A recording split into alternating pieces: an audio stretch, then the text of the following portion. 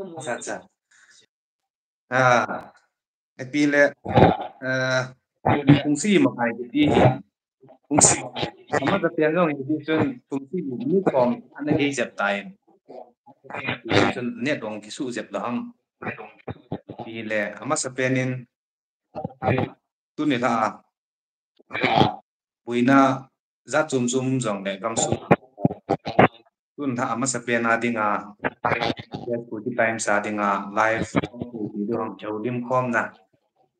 ini heading si ta ama sepen thangwa na kain pi masai tu ni ta adinga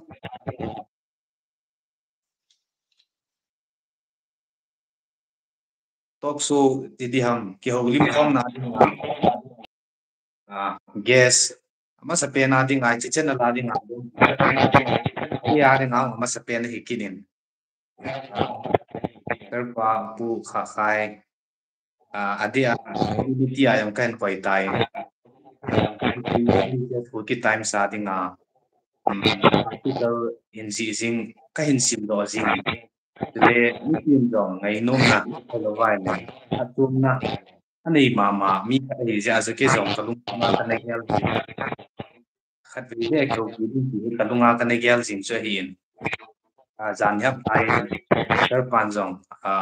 na ene san ya ski ai yo dim na ni epile chi live fi job hat le youtube ma hong kya ko ki ro chu chu mai tai le hong kya do tho de hi ji chun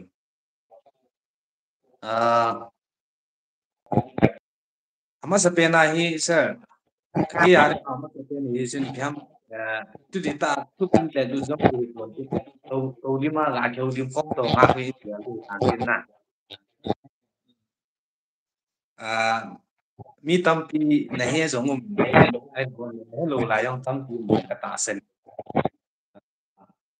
ke yong chun a chin chai su ke hedi masa penin ken la chu pu ka khai stony pai te ku ki dia khat ve masa pena hi nang introduce som cha nang ke bol hi diam okay ke pa ena masa penin LHS cookie news reader masa penin kazana kain pi masa ina chule ke hi hele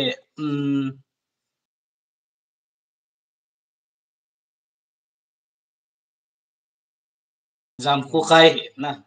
ale kom na hi tu le tua kom na hi hele more em chano village hi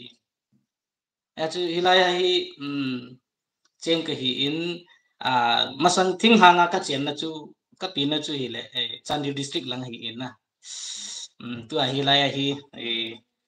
ji ka nei tain cha di ka nei tan numai ni pasar ni ka nei tai pathin go pi na ai chu chule tu le tu hin boina ji hin bo theina ima cha ke nei hi jong le ta echi article ho hi neo cha cha hung ki ji la ya te si hot piha tap sa a bel ni si cheng nu tabang chu ki be ai bu ai jong le e bo thei pen chu na e chi hi ya chu nam pia dinga chu ni khat be a phat chum le tia chu thim lo pum ching lo pum ma chu introduction na chun chu ga ko ing ke pa me sa pa nam na ke pa me chu le mi som ni de se gi to bong live a hin ku hum cha len tin bi jong le live fa hum lu ho zo sien jong ta te ja mo video vi jong tip na ka hin nei jin chu le a te na langa hi phat anum the ya nom ni wa jong le som cha ai jong le phat jong in hon du hi ji chung anum tai a chei chan na pong ding in tip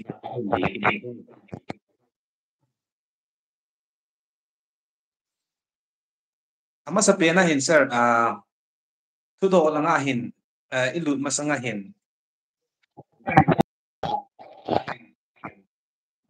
ipiti sei di ha tu le tu a hi tu karen di su ti jing oi te tu le tu a hi bia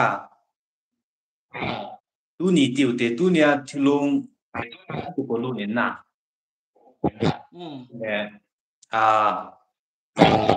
le ipiti sei di ha nó ra thì nó mà sẽ cô là gì cái giờ nào xuống nào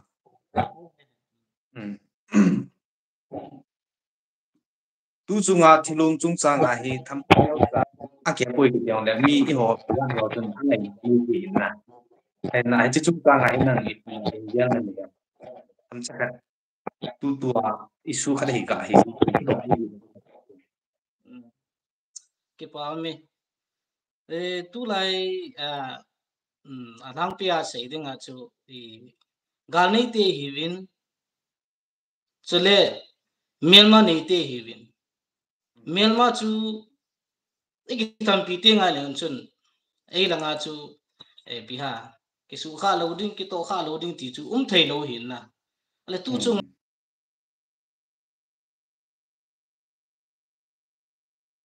PF Center for hi này cái lại là hiện Myanmar te ko na chú thi le chun lung jong dam thei hin tin a hin la tua Center for Son cái chân cái ko đã là bao hi ngay tua ai le hin biha lung chang na in a hi jong le hi chi hi cái ya da nen hi tin ka ge le hi chi hi tu le tu situation wa ding a hi til pha kha dang su ding a ka ge le hi na etu center a hi in su ge ting le state na hi jong le hi chi hin ku ki cha te I chen now su ge ting le tu le tu buffer join ni yuwa hi chi ihu na wa hi chi tu isu pi ho ni som jen Center for Son atha ho hi chi hin gam chang ta thu hin se dinga hi kalung yelin kamu a hin la hi chi pen ku chi pen ti wang chu decide ka bo te pon a hin la tu le tu imu chi nu chu I pi mi te le zani ve le jong chun position mun ko ma chu velia chu aspa na Armed Forces Special Power Act to reinforce ki bo ta zo igala hi chi chu ala khana igela hi chang chu piha isopio a chi ja chun hi chi chun thu sei na jung kala hin na atun mai leite hon piha thing hanga pa na thalung ki ka ma aki kam na mun na chu piha ahum chu na mun chu tun MHA in hichalai mun na chun apspa reinforceable ti ta nei na ba abolo hin na he chu ai tai ngai tu ai ne chun tu nia hi it ni te hi je wa chu it yu zong le ai lo ai le imanu zong le chin purpose nei ding hi ti pa hi ka kin na he na so first in chun ga ko imi sa cái bao min chúng ta phải hướng dòng đó rất kỹ lưỡng sẽ tôi cứ hai điều nên hơn định hi article chúng ta là cái là tính nè cái chơi là tham khảo mất sát tiền là cái tua current thì hiểu là tua present itu kan kita tham khảo cái cái hai cái nó thì in tua hi mất sát tiền là tua cái này luôn thì article hi itian hen ji pa na article hi hồi ya ipia ku nai dung du na nen le ya article ni campaign ai nom ai nom hi pun a ji yo ma hi ni ka ji na ji thei na yo le lung ge ipia ku nai nen le am ji ni ki hon ya nom ka ta se nen tham khat thai nen bo pi ta ki pa hi chi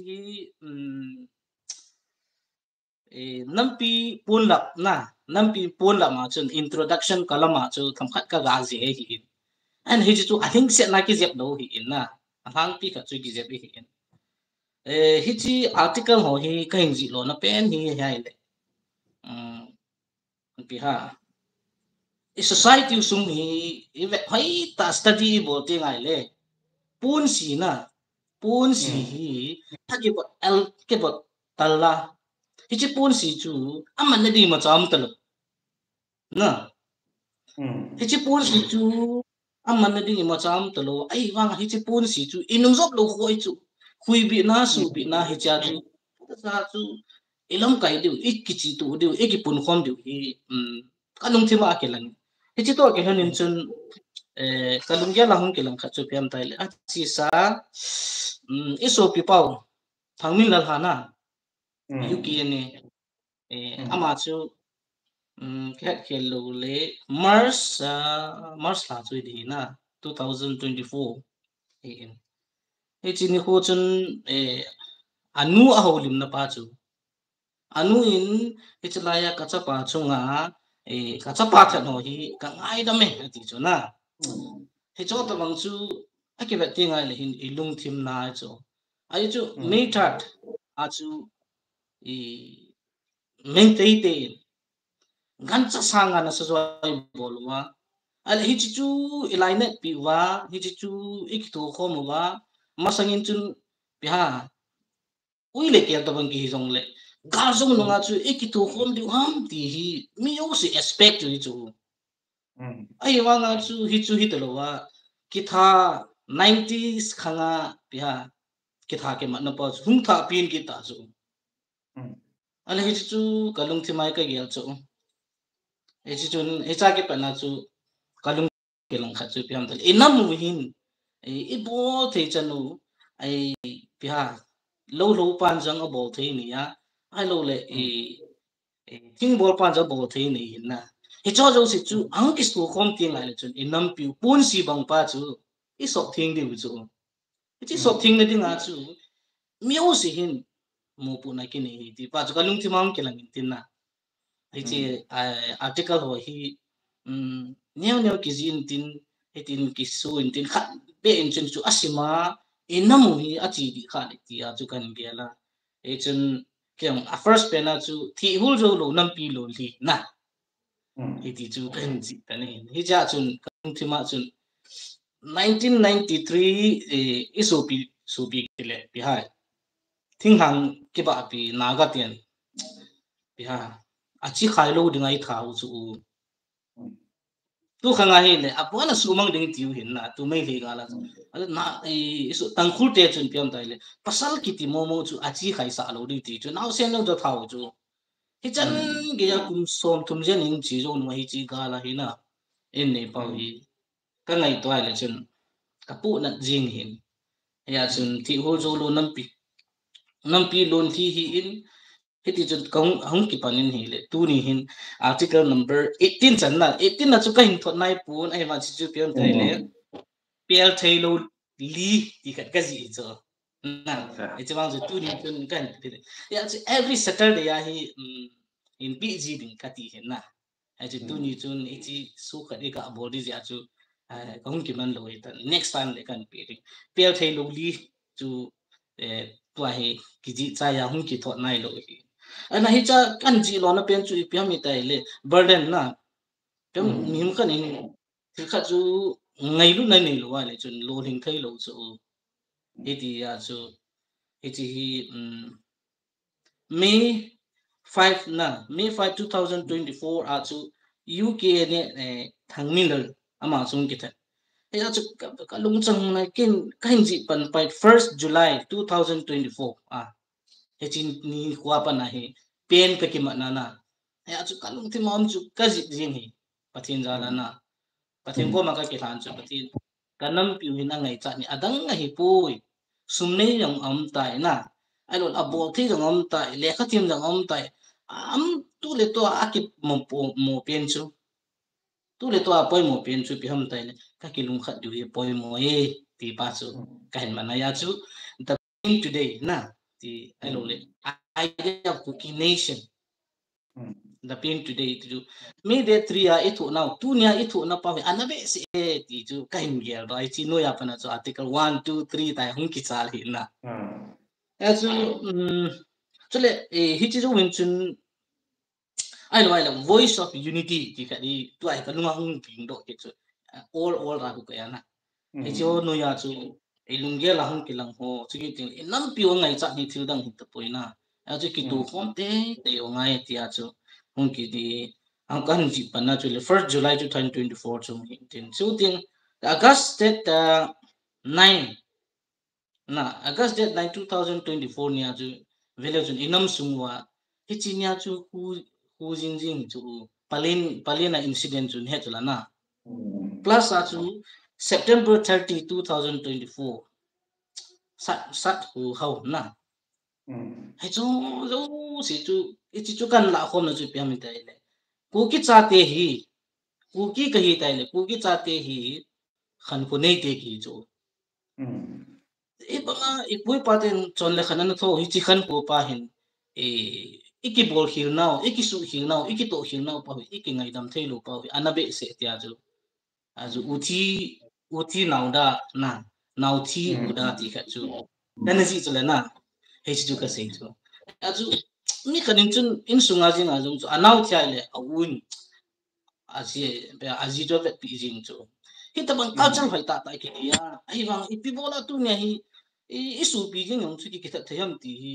pya ilung chang hi piha hi wa ki dot da bang hi ta chu ya chu hi cha pa na chu hung ki pa na tu a pa ni hin su pi isu pi chicken I ki tha thaya ni chun pa thin chun ai chu bible la yong chu la na ki do tu sim chu anau pa ti san chu pa thin ko ma lung du jali chu ya chu pa thin hin su pi hi a chen khoma ki ngai do a chen khom pa hi very good na ati ha dei chu ebang su pi ke na ki ti bang hi lei si chu ho dinga gaus na hi ta chu lei si ni chu bu se lo di chu iti ya chu he cho tan chu kai ngi lai le na he cha hi e ma cha ke bo thei jong ilung ya la hi ji na nam pin e mi khat be in a pha chu mi thu khat ki bol ki ti hi 100 la 100 chu ki pha chum thei lo chu na 100 la chu mi khat be chu na pha chu mai le bang chu e chu aga me tia chu ka ye la e chi article hi ka hin chi in 2070 60 real in jong chu kan ji na ya chu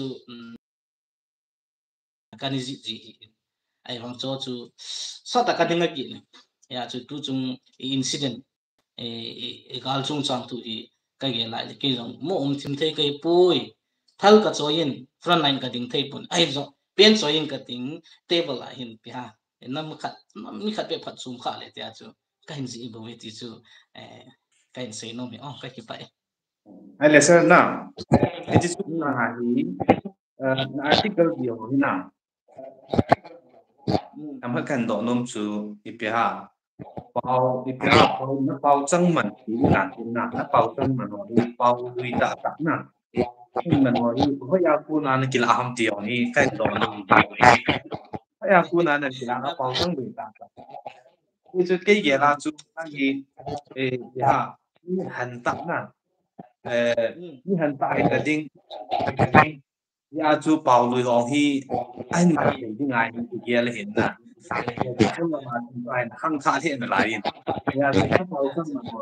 nó hành khát đàn bài na cái sẽ chỉ bảo障là mình phát là hiện là phát mình đàn hiện na article thì là khác suy tiếng là chuyện khác Asia cái gì khác gì ngà cái sai đông dân rồi ngày tu ngày ta là thiếu chi đàn rồi thìว่าหุ่นบุกcái lần cái hông đi thì chỉ là cái ngà thì là phải đi mà làm thì rồi thìทำให้เห็นเห็นจีนปีเทดอ่ะcái hi le chapang cha ka hi bo win na ai jong le hi chi pau cham tu ho pule paten hi chi anaman ho hi pia chi very pia e ho ding a chu important ni chu pia chu ke pule pate do thei thei ka dongin a hen ho do thei thei ka dongin a hin na ithanut na khat ai lo le ke ma sha hin pan kala di hi ti ya chu na effort ki pi zo wi chu ya chun iti pau cham tu hoi tu rang pi ai sei dingai le khat ga sei ni o humpi hale ngal chang ha got tu ki tim chu got tu na ki got tu hinai chu hi chu kun pi ko ha mi ti ai le tu lai inam din mun wi chu chu ai chu pia mi tai le thu khat ni i sei tu moi le humpi hale ngal chang ha ki got tu thi chu ai chu very danger na ai cho them mo chu ai lo ai le adang dang tam ta min na ai chu kanam ka sei lo chu pia Umpi hale ngal chang hana tin a chi ko yan der na din ba tu tham khat na hin hin ya ya kan han pau mana mi ya ti na ir to humpi hale ngal chang ha got tu ki ti hi pham tai le na humpi yang chu ai is a king chula na leng chula na ai le ngal chang long chu achang a hai chu ani hon ta hi ki su mi chu ai hi chi a ki sung te ni ani hon na hi pi ha ma le ma pride ti da na ki sung ta ti ni chu a ki sta to ai le ma ni chu mei ko ding ni chu na he zo chu sei na ai chu inam sung ang chu chu chu me na ta chu sa le nang chu ang ki got tuai le chun iki ka lo wa chu mei khu ding ai ti nai chu na ai lai chi pau cham tu hi hang pia chu pa ti ho ki dong na ai lo le 40 ti a chu ki hol nga ti chu chun pau cham tu i man ding hi ya le chun a ko khat ngai ki ni chu na ai example a chu hui mu lo win thing na ling pui ti jala na i action gaw lo wa chu pi ha a reaction lo hil chu action chu mo se ding reaction hung ki ti chu e ja chu e hui mu lo win thing na ling pui ji chu na e so them chu collection ki bolai chi pau cham tu ho bule pa te na naman ho na e so chu them ma hung ki jap ji ti chu ka ga sei nom hi lung ha long zat me sa hoi mu loi me ti ta ti lai su ai le sir na phak nan dan pa ni na article ni na mo article nei me lo chu ngai no me lo le nam pia dinga abang ko ni kyang ka tin dia hi ka that tu ma ma chu ni ti den do wa viewers ho echi ichenar ba ko na an ki mo hi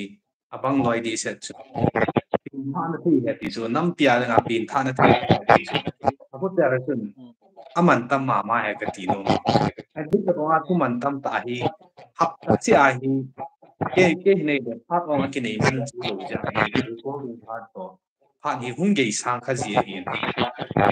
le na hin every Saturday is every Saturday ka hi ko chan chan hi piti phat hi manage na pro no thei ji ham tiang ni tam khat ni ni chi hi ka sei kan na miem kan in chun ngai lu na jaw khonai le chun pia bol moi ma cham lu chu mi min ko ai na ngai lu na jaw lo wai le chun ya nga chu num jong le kilangam lo chu adi ya chu ke yong hi chi article ho hi every Saturday ya na sei ma banga chu effort ka pi ana kan pi jin hi chi su na yong ki ji be se lo na zila chan e di ya chu jingka amdan chu 3:30 ti hovel ki thowa na ai lo le zan le up to se 9 ti hovel chan hu ki ji ya ki khup ji ya next day le ta chu ki continue je ta chu hung ki bol ji ya na sting le Saturday ni le hin hung ki pi ji e chi chu ke ma article ka ji dan ho le effort ka pi dan a chu ti lo wai le chu suna chu ki ong ji lo na ya chu jingka mata le zan pung ku chan ho mang khu ki ji ya hung ki thot ji he ti chu ka ga sei he ki pam the sa nam pi du na la gan thi na a he phat na hop to a in suma yong chu mi pa khan ni na do la chu in suma yong chu phat ngai ni na hi bo pi ngai lu na za la nam pia ding au phat na itan ge ya phat na hop to a nam mi pia ho ding a phachum ta ta article ki hil na the ki sim phat na the le ki su na the ho phat sia na hin thật đó thì và tu cái hình thì tu cái hệ lên đầm nana tiền tin in sunga dòng đầm na bắt hiện in sung mi tiếng đầm na na tiền tin article ho ban nei cha na hin ji dòng thei na ding in ti chu i tau na hi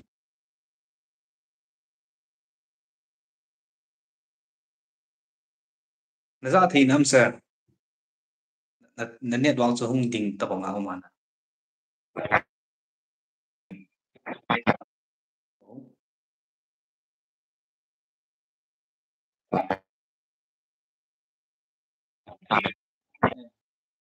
nó ra thế à na za thei na sa Right. ai la ba na hin question khat ichi hi very important ka sa hin dong le ni tam tiong ana ki dong kha amin dong a sei se hi ki dong le nang ma ngai da na hi role of media in cookie society na tu jing ka jong chun them khat news ta chun them khat ke ma ngai dan kana jaw se tu tu lai ta hin ko nam kunga hin lam kai khat chu ingai sa ma le tu vu ma ki dom do a ipi ha ipi ham ka chu yang ko loi lang ka ki tho na na ingai lu wa nga chu ingai lu na chu adi mi dom lo ma lu chun a chi ngai lu pa a ki ko sa pa chu e lo wa i pa sa pa chu ama ding ha ti na ti khat jong anu me tu jin kala news sang sun kana phongin ai le chi kyu cho hi puin thil tam ta hi media hi tin pa ta hin to abang chu nang de ki chu kam chom chu mai man chu e wa nga kun khanai tu ko manai kyo li wa ta le live pa be jong mun chu chu mau me ya pang chu lu na ma banga to na ma ya hi media aphat chum na pa hi thil tam pi om lo ni a na jong tam pi om min ki ka la hin role of media in cookie society ti ang ma ngai da na tam sa an di thei do am sa tu le tu ading ahi it's a very important question the role of media in the society cookie society adi inna e was society asi hote media hi merit demerit ya aphat na jong min asit na jong me masang laya chu ai pui pa te khanga chu mi kha chu thiai le chun ga ko na dinga chu ai as ni khut sota ta lu ji chulana ai tu in scientific khanga hi ja je chun digital age hi ta ja chu wa noi le si jong hi i khu na ki choi ro ta chu ai very important chu pia mi tai le hi chi i choi hi lai le petrol ta mang chu na tu inam sungu wi pia example ka ga sei ti o khalai ta ku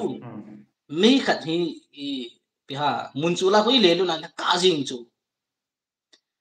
tu chu situation no tele ku ki idin manu hi chita bang zui chu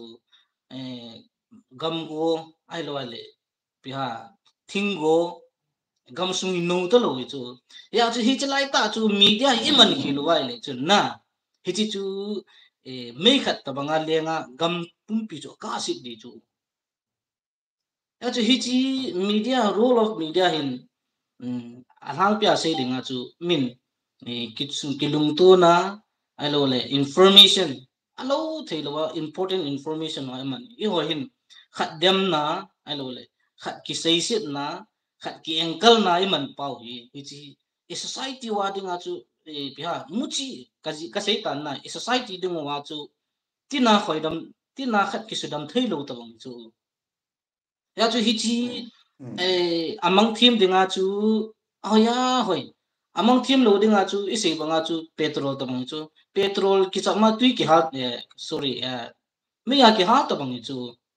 ya chun khatna chun ai media hi ya hoi hi handle bol ji ngai chu chi mo ngai chu tu hin inam sungo wa hin media hi mili choi ta be ania win jong alut namuna thu sei adinin jong pia bathroom ajita chu ya ji hiti handling bordan pa hi ithi mo ngai ti hi ma sai sei do no mo sei na kin ka sei chu anjoin ka sei tan enam sungu hi piha tua angai chapen hi piam tele kilung khat ding kilung tu ding kipum khana hi mason ding ti tu le to important chu hi ai la tu hi chi media ja hi ki tu thelo na tam ta am cho ya chu thu phai sei lo dinga mi khat mi ni akina chu isu chom thei lo dinga le chu na ma ni ki na na chu ga ki kum ngai lo pi chu na example ra chu na ya chu hi chi media hi na man sa nam pi na su dam thei lo dinga le media man data WhatsApp khoi data hello na na adi sir ya chu tunin ding sa alo le akita ding sa chu na su chom thei dinga le chun amani a chun ga pangin lang na su chom thei lo dinga le hi ya chu inam sumu wa jong ni pha ta chai be tinga le hi chi khalani thu sei tu mo ja chu ki ka tu le ding mi chu tu lai tai aji chu music khu nai thalum chu music nangin in sa pan thal nei in hang pan ni chu na ale i galte ne ale ilang chen ki nei chu hi chi tabang i din mo no hi pha na chu medium handle bol da ni ha tai tip lo wa le chun i wa sung ki ka jong chu mei khu mo lo pi chu na e chun hi chi handle boarding da ni isai ta in number 1 na chu thu pha ki to na ding nam pi ma cha ni isai ro thei lo wa le chun thip chana yo mai le chun inam dam di ta chu hi chi hi ka ga sei do no me ka ki pa ki pao me sir to chu ma chu isei ro thei lo wa ni akina ni chu chamna isei ro thei lo wa la chu ma se da pha he chu dam na he na ti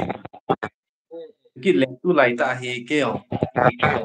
YouTube khat ta bang da na chu ka hung mi ni bang ni pha chan chan ai lo wa le ni bo chan chan ni bo bang bang chu ki bo lo zu na hi zong le hung ki pat ai le lai ken yong lai tham pat tom do kin bom chu news hi biha WhatsApp ma hi tam pi pim ki su ai lo le khat yes ko khanin ai lo organization khanin organization khanin sum khat ti ho zong ina khat chu ong he choi ong chu letter head ai na ai na ken tu ko ngo hi adi a tu la tu a hi channel a hi to ong tu ai ka pun ni do chu aji chu amo chun khat te chun dem na chu letter head chu an man cha wa hi chi ni chu na le hi chi ka hi nang in piti na ge la min bon ama letter head an man cha min organize an sei ta le chu i pi a hi mo ta bang hi tua tu lai di na hi YouTube rong tam ta na YouTube yong news ai lo wa le bol so mi tam pi hong ta ki ho ta bang ding a hai ta na bang chu a tam lo lai ki hi a hong ki pan ti ai ba hi ta bang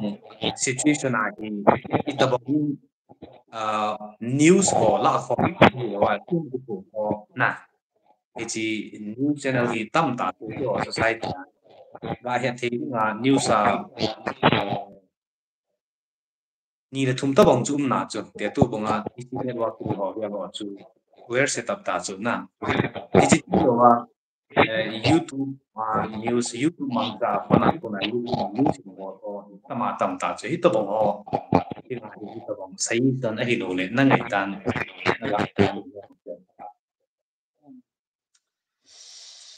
hela ki ka chu trong chu very piha sensitive hi in na ai chu tu lai hi sei ta in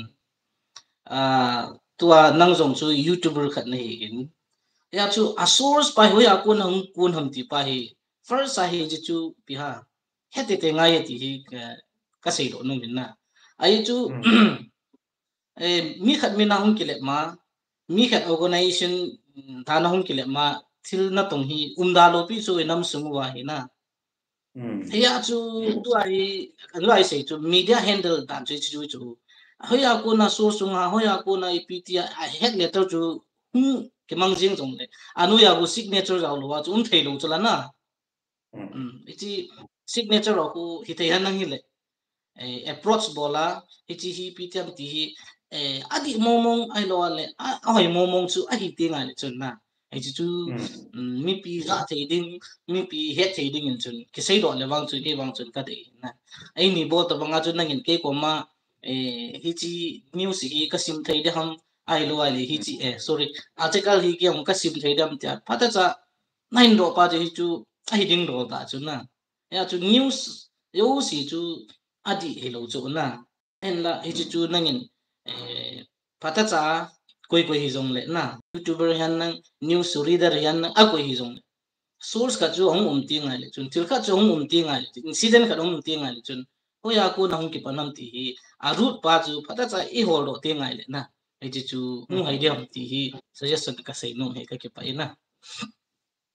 mấy sao giờ tu lại ta hi YouTube ho ding a zong ki vian na hi mi pi ho ding a zong angai di ho zong chu a thil phát ta anh cái kia lên na a ban question kan hin dong kin hay chi hi tu tu chong loi in a hin do hi ipisia ikilung tu thei lo ho na inam pu ba a ting la ti mun in zon zon tham na a ting zong a thim zong ai lo gal kap ding zong ining ding se no ai la ti da na tu ni ta na hi da mi cho kilam kai ti ba ji thu do a hin chi thu do la hi ti nang se nan dia hichi question hi article lang chung zau ta chu na piam de enam sung wa hi piha lam kai le piha mi pi kilung to thein dinga chu piha agam khat ngai chu aman khom khat ngai chu chu piam i tai le piha a true leadership ka ji na khuna true leaders is na wa ku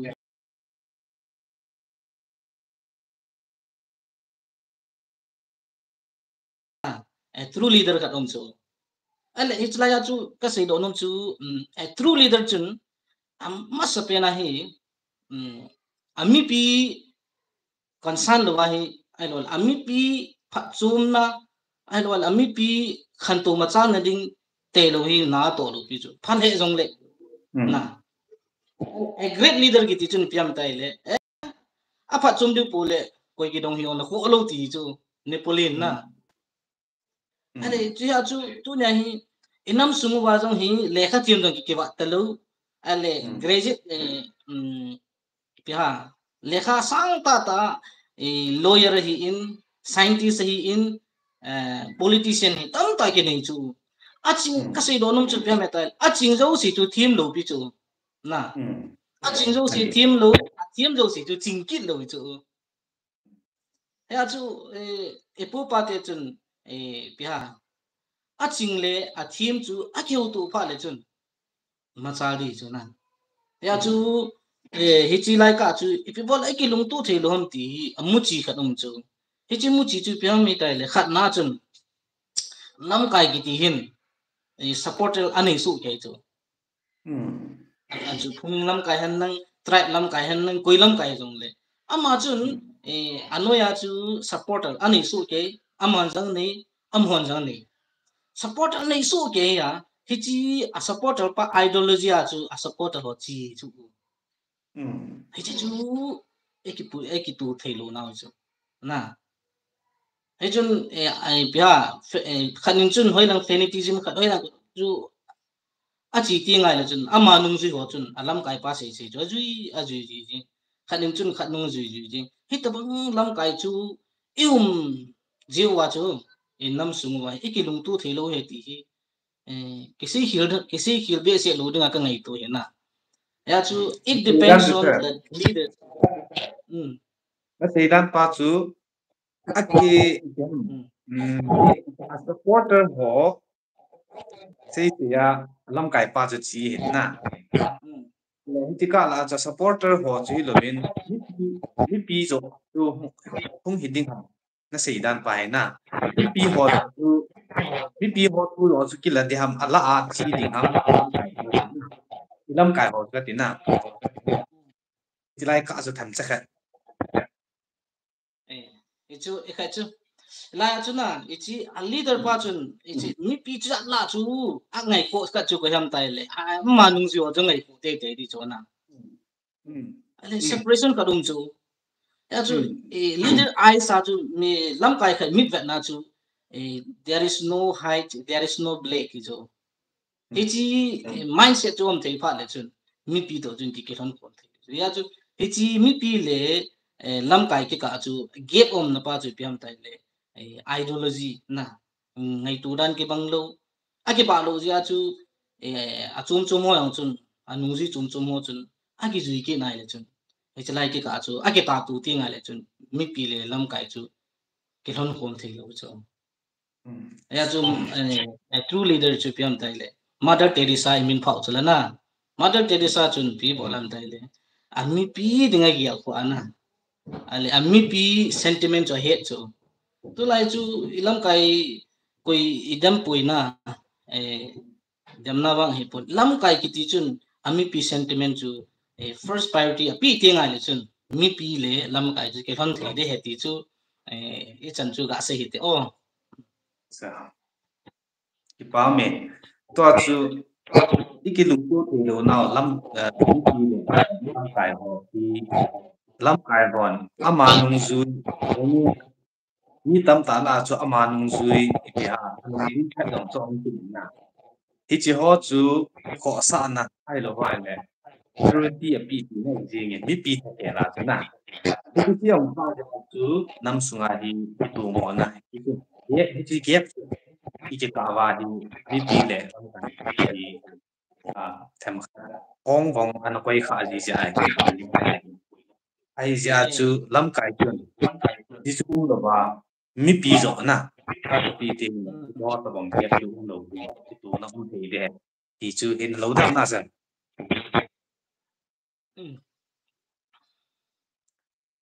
ai la hin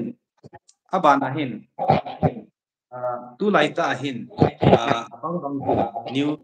WhatsApp news ho no vai WhatsApp news ho tu mo chun yes zong separate administration zong idal dal hoi lang idal idal mang am ai do vai ichani phau tam ti zong hi ta hi ching amol ai lo vai le ko he do bi zong masanga ane ke ha khalo yes tu idin mon lai ta ba ding hi ani ne ate khang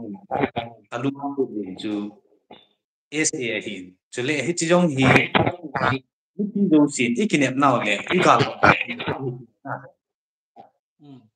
ai le hi chi ka la hin kai wa ko ni jong hi chi separate administration hi da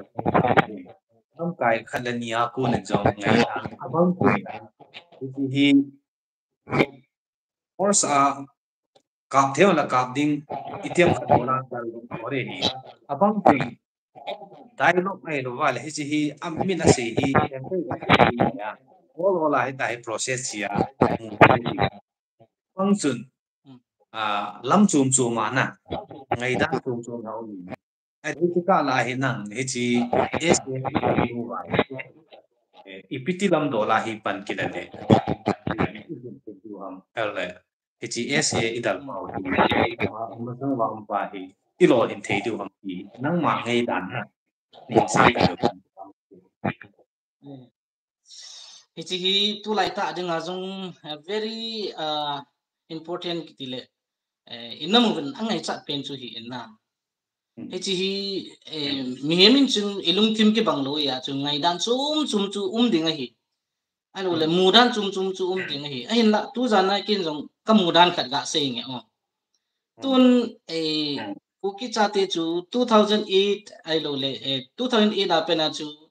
su agreement in nevin ale tu chung 2023 me tha na chana ale mai leite to inki bui tau chu masanga pia territorial council na TC ti pau chu tu chu evep ji a chu mai legal vep ji a chu na separate administration na hung leng do chu ale chi chu khat article a jong chu iji ta chu na ne ki sai sai tan ichla ya hi tu chu nga s hi ki mui ta chu na e pa hi ma chu separate pa chu ki mui ta chu na ki dal ngai ta lo na ai chu geography kara separation kita emotion adang dang chu separation apona ki ta chu awa chu piam tai le administration ni chu na ale chun mo pu de ham le khabyang ka saitan separate administration in the form of UTET pau hi na hi pa hi ithum pia inga ha no le mu diu ham khat na khutin wa le mai leite e zo wa mu diu ham khat example ka pi chu piam tai le mi khat pa chun I think punga kalngap lo ja chu hai min chu ngari chu hai chu ang min ting ang hi la ai le chun amuri chala na ai wa nga chu anga pa chu ma ding nga chu important ni chu iti hai min chu iti chana nga zo dham iti chu yo ku ki idin mun to ki bang chu tun sai mi u sin he no chu piam tai le iti talks pa hi central talk ho UPF ke no in talks ani chu na iti chu okay chu a ya hoi chu ai le ai ding do tai ai lai chala ya hi khat ngai chu 2011 na TC chu triple tax kiti hi in state jong phasa central jong phasa e ho jong kinum hi chu kumza khum ki ho ve 15 years sum lu chu ale tu ai on separate administration ni thum pa me he te hi chu amu sang ke thi tang ati tau su a khu ta le hi chana hi tu a UPF ke no hin gats an aiding to behind tele iti on or before ati the ngai chu na ultimatum api the ngai chu aya chu hi chi pia anjo ai se hai hun ki ding nga pa ba nga chu inga jing wal inga ki ka ba chu ho kai bui lo ri ta chu ya chu inga hat chu pharing ham a khu ti lo wa le chun to a table APU center in APU UPF le ke no hin hichi sungka hi na ai lo le hit ya hi nei bol pi lo wa le hit ding hi ti ka chu a sei ngamu ngai chu a chu ti lo wa le chun an zo ai se yo hai min nga pa ta bang chu hi diu chu ya chu hichi hai min nga pa chu itia min ding ham si itia hum khiding ham iti chu blind hi ta chu la na ya chu hichi ta bang din mona chu yum theu ai na tua ichi mu thei na dinga ke ge dan ka ti ong ke aspect chu pi hon tele tun ke no le UPF in center dung hol jing hol hon je a hol jing chu hi chu iti chani chi jo du sang zo chu a hi ti lo wai le hi ti ding hi a hi ti lo wai le hi tai ka bol du hi a hi ti lo wai le kyo suram ka withdraw thei di chi chan ge hi guts in ei ngam ti mo le chun hung ma cha jam ti ka ngai da ni plus sa chu pi hon tai le tu ne hi volunteer ho ka lekha ji na chu ka ji tan volunteer ho tam ta hi sachana ke chana ai lo le ki that ta chu ai la tu nya hi ichi political separation ne ding a chu politics a thei ho chun a chi pi diu ngai chu ale tu nya hi politics a elam kai te ho hin hi chi politics will akang pa he pa hi a ha thei ne ding a chu ama chu a thia ma ki pi ro ngai chu tun volunteer ho VV ho athiding adi dan chu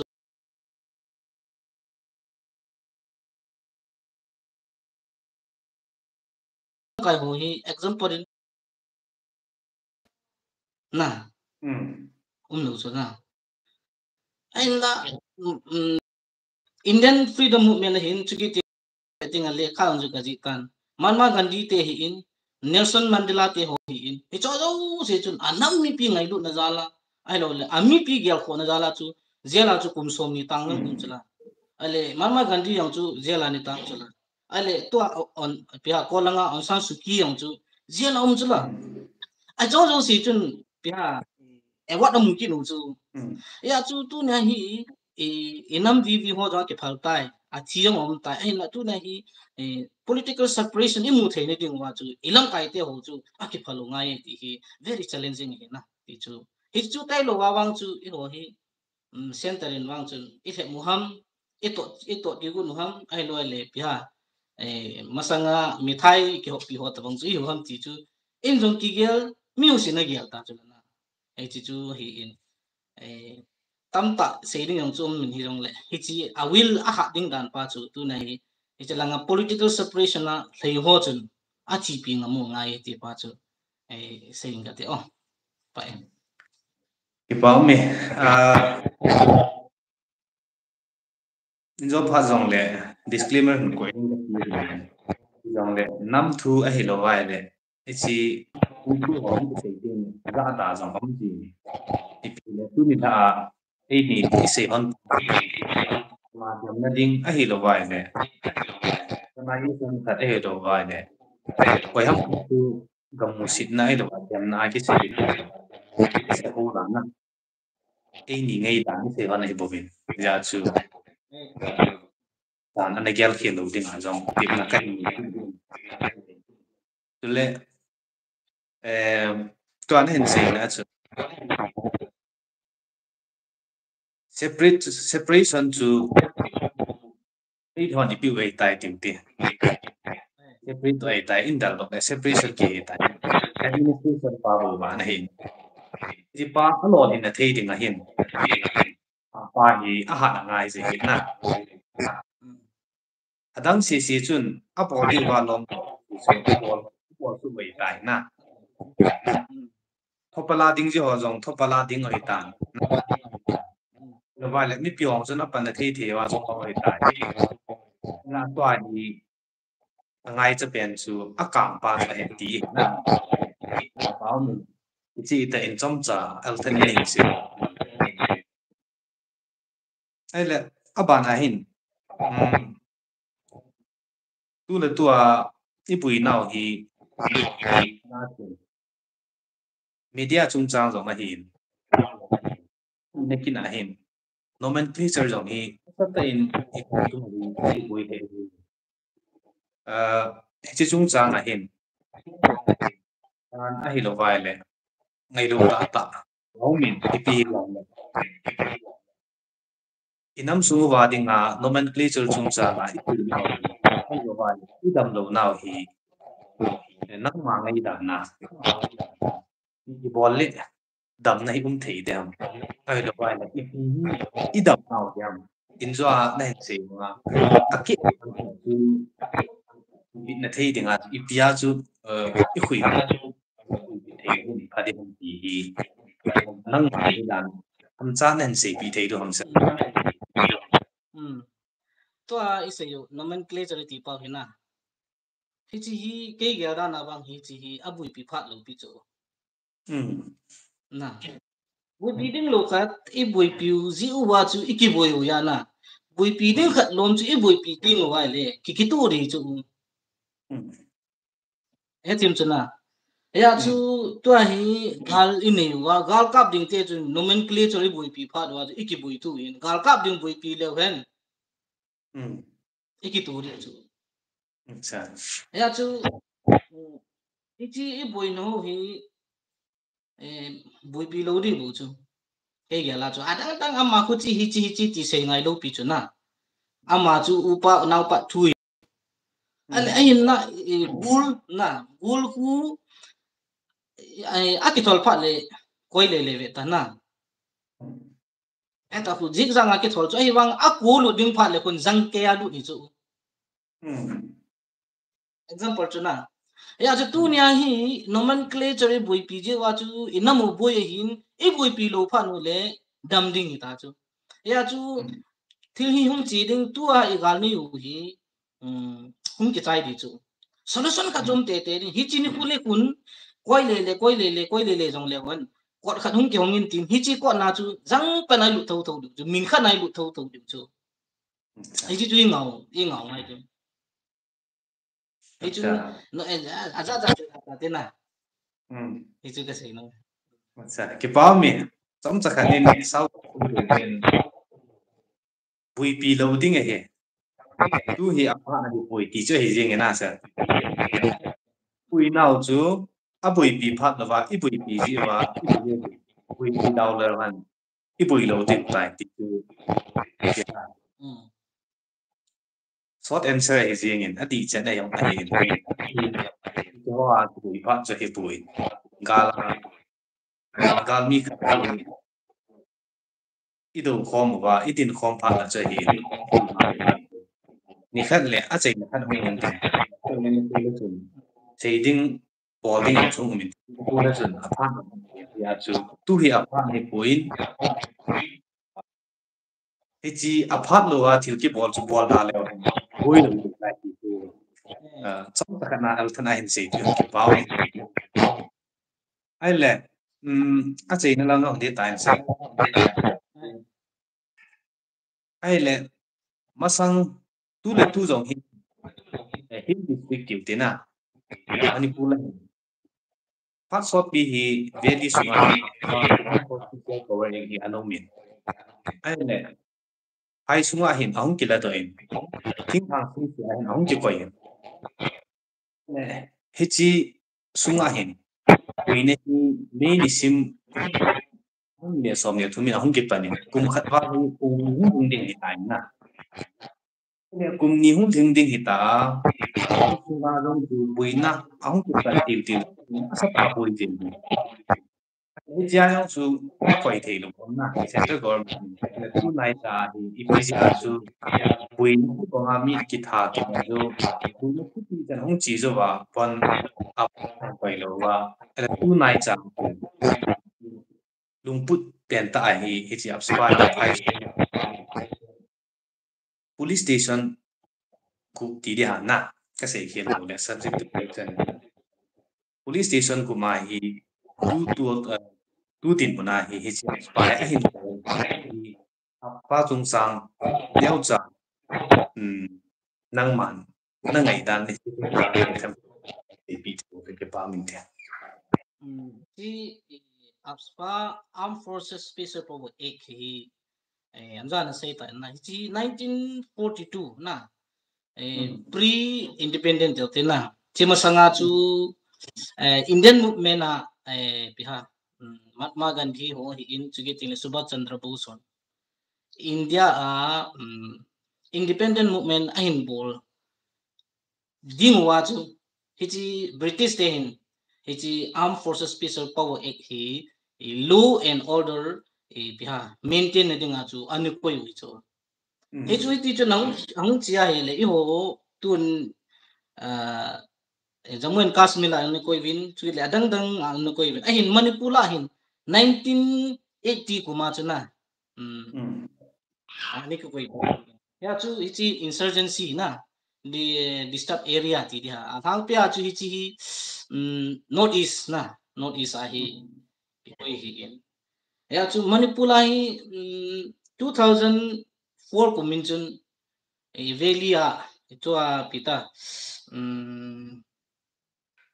Manorama Devi na hi chi amanu rape case murder chung chang ja chu thì velia chu munthuma hin kel ro ki chu in for east le in for west to Thoba district ichang si sia hi withdraw ni ki bol cho ane ichun tu chung i boina wa hin anjo in sai tai mungup na police station mungup chu sekmai lamsang chigi ting lamlai jeribang chigi ting le moirang na hechang si sia hi reimpose ki bol ki chu hichi hoi tai gyal lai la hin anjun ka sitan mei leite adinga chu piha amodinga chu anana nai ta chu anjun ni sei hin hichi tabang AFSPA hi velia chu me tha na cha koi theilu ha na ani hi cha chu epibola chu ki koi lo ham ta le chin agenda khat bang ding he ti gin mu lo hana Hmm. he chi agenda chu yam ti chu pya set chu ki sei hi jong le sun ma viewpoint na ve ge ding chu center chun pya variant ta tan na ai lo le state Manipur state chu back a bole ki ti ki sei hi lo di chu ai chu pya arms looted ho chu mun da ngom khalo chu cho ta bang chu nung la thein ding a chu armed forces pa chu reinforce ngai chu and la impose lo wa hung cha ta ga hung chi a e ho chu tam ta amo ku na ilimu na am nan chu ka ti hi chu na ve sa chu pm tai le center hin e chi tu chung i boina wa hin khut na nei ye ti nai chu na ai tu chung a e chi withdraw hong ke bol pa hi people la ki withdraw hin tam ti hi tam ta su sei theyom na hin long le hi chi hin number 1 a chu pm tai le law and order state government na ko na chu fully collapse sai tai ti chu hi chu pm tai le adi ta se ya chu hi to bang hi disturb area khana chu apspa chu impose ke boarding a le state knowledge ngai chu ai wanga chu tu chu nga hi direct nga chu center ai bol pa hi ha state tu a me le tian jong a chi ra ra chu chi chu e chi hi e ge la hin hin ko ki te e holding awang pathin wang hin all ai hi lampi en hi ding in ka gelin na ale hi chi bi bola impose ke bola mi te ai le arrest na without warrant hi so tu chun phai suma ku me le te chu kimo ma thei lo chu aspa am lo cha chu ane to hi warrant num lo wa chu search operation bo thei ai lo wa le chun piha mi kha jang chu in detail bo thei interrogation bo thei he cho zo chu full power pa chu arms he chi center force ki pi chu e cho hu tua in sei sek mai lam sang ti hovela ku he chi pa chu pa ta implement hong hi ti nga le chun koi chu bui de hami ta le chun tua isei yu mai le te athal choi ho na cho chu hum ki recollect de ta chu he chu e bet nai le chun e chi e hwa ding a chu chance mo ham tin ka ye le na ai chun mi gi lungial ke ba lo ji a chu ke gi ka ti bu be na ya che pathin in wang hin lampi hi thil khan hi bol ti ngai le chun a chai na kha chu tho tho na si a chai na pa chu i hun ka si wa chu tu na hi center zong CRPF on e ho pi ha e so pyo mi som nang an tha chu hi chi ho zum ne yong chu hi di ham ai lo ai le image chu sel na ding ham ti wang chu exact chu a ki he pun ai la i mu dol le i ve dol chu i sei hin na ai mudan le mi dang mudan chu ki bang lo ding ai le chi i ho ding hi ku thing hang mi tia ding awang chu i chi asi hi pon te ti pa chu la sa i koi nom chu hi kai ki pa thế chỉ cả là chân na sẽ cái gì na sẽ cái ai không chủ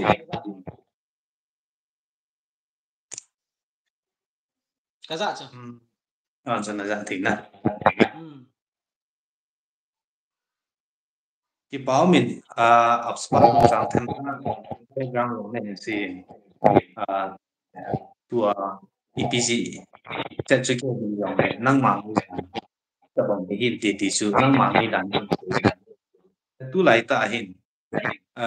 abang khanin lunggel ai lo wa ngai mấy khi te chu ipiong a lo sam am ho chu agamo hi wa le tu ye la long so bo sa o ni na police ko ma ki wan wa police bong nga ho ita bong din mo na hi ja chu ipi a effect chum da ham na yang su him lunggel ai tai le thu chum be khane hung lut kin he tin sa zani tu ni hidam zani dam ri bama posting a osi khat officer in charge bana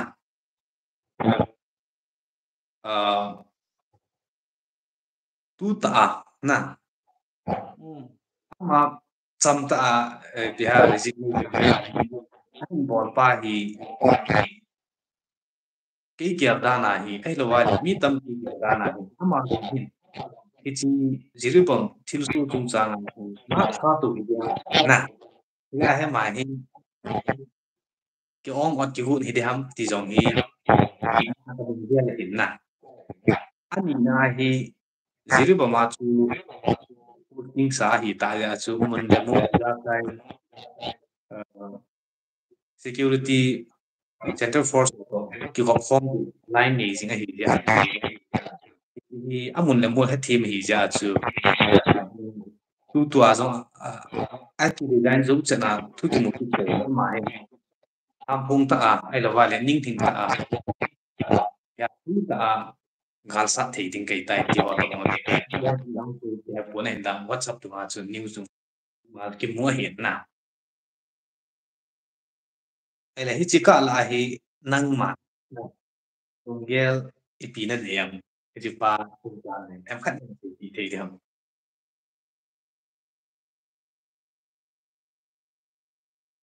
ừ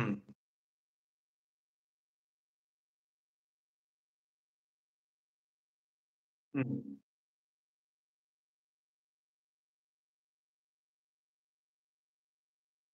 ừ hello na limbo ding da na sa wa ha ừ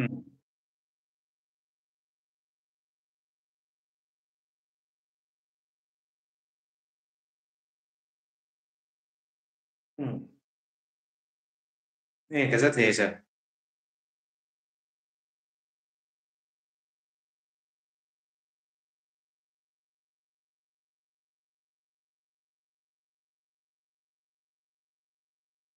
ừ ừ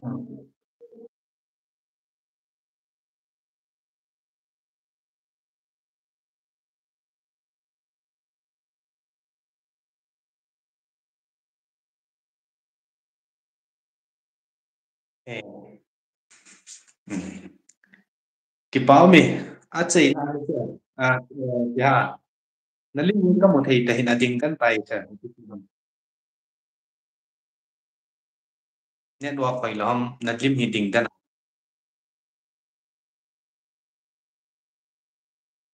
hello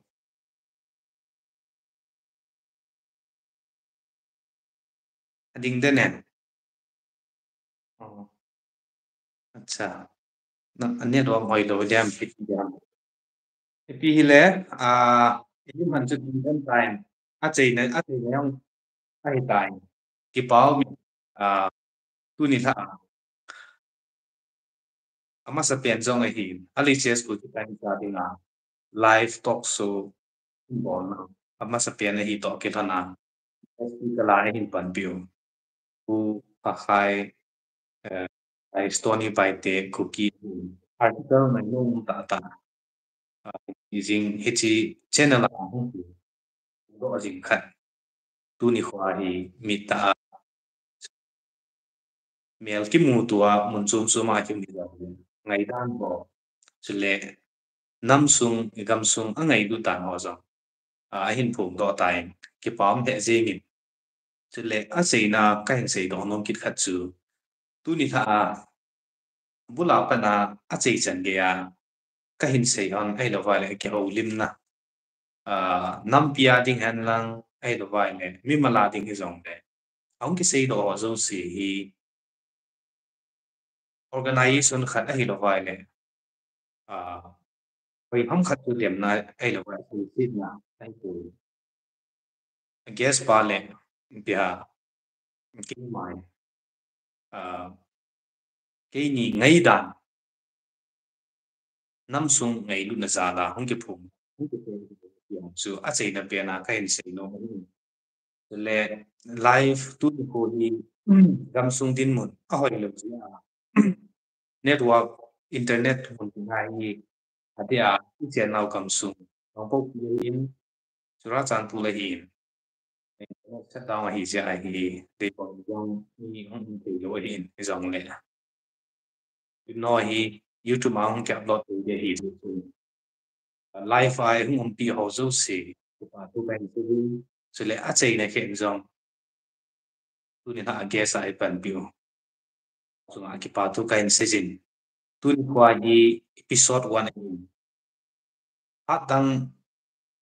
ni ko dang jong le pathi ni tam nei ni pi ba le ya ulim na jong e nei ki dio ha ti jong su kan ko ba ki in ai le sa to hi to ulim na tu chan chu ana hi tan ai le a chei na nang man conclusion remark ti di am na a chei na kha hi nang man na ngai tan chom cha conclusion remark na bon lum ma hello hello hello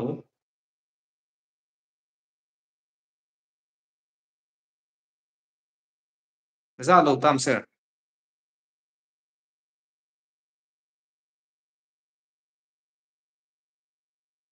hello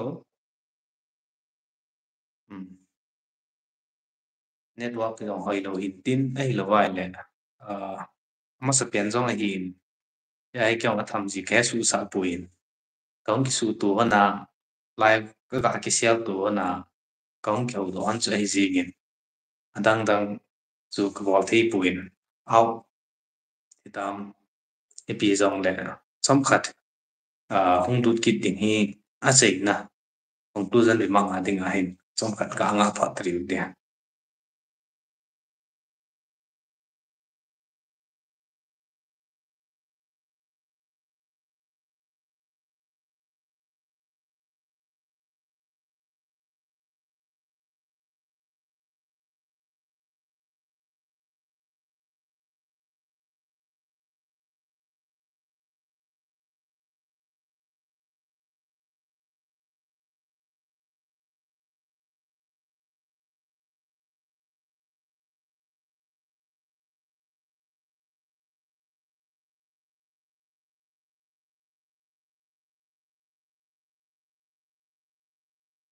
som cha khat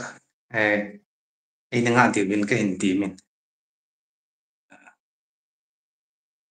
ri chu network hoi lo dam pi thi dam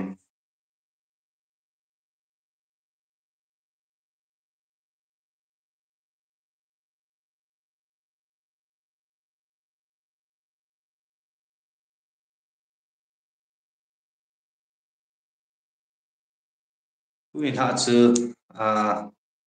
chan nong chu ni tan tin ati a chei na a hi to ki thonin common hung ki sinoi tham kan in sim hang ka tin tu ni la live ki ho lim na ene yu chu hi chan chung hi de in hoi to bong viewers hon ki ho pi tinga de sa au ma zong le a ban ting zong le live ki ho pi ki ho lim pi na ene di wa hin suggestion dong in bo theo he tiang chu ka hin phun do ki de ai le sa pa hi au na hi network ki su lo me ti tin tu ni ha adinga ama sa pe na dinga chi channel adinga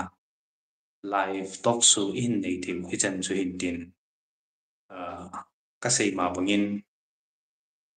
live ehung pi ho tu ni chan live tu chana a chei chana ehung pi ho zo si chuma ki pa tu kain sejin